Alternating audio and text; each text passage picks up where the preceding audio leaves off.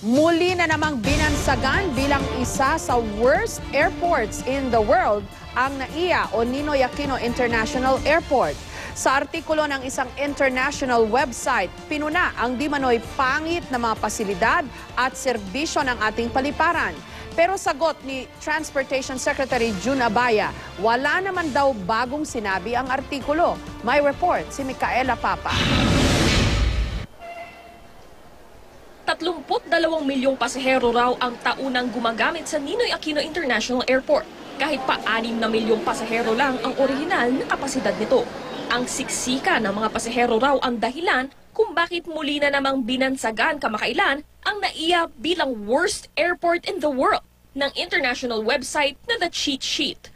Ayon sa artikulo, inirereklamo rin ng mga pasahero sa NAIA ang pangit umanong pasilidad at di umano'y bastos ng mga opisyal at staff.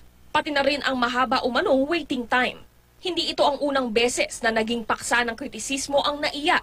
Noong 2013, pinangalanan din ito bilang world's worst airport ng international website na The Guide to Sleeping in Airports. Batay raw ito sa ratings na ibinigay mismo ng mga biyahero pagdating sa comfort, convenience, cleanliness at customer service.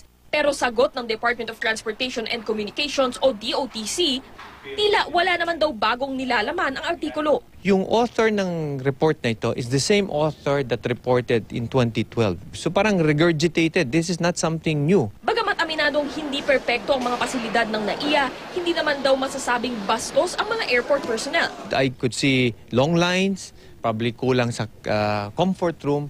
Pero wala pa ako nakikitang sinabing bastos tayo. Hindi po totoo yun. Sa katotohanan, meron po kaming policy na with extra smile sa mga passenger natin. Ayon naman sa mga ordinaryong pasaherong nakausap namin sa NAIA, Kararating lang namin, then we're up right away.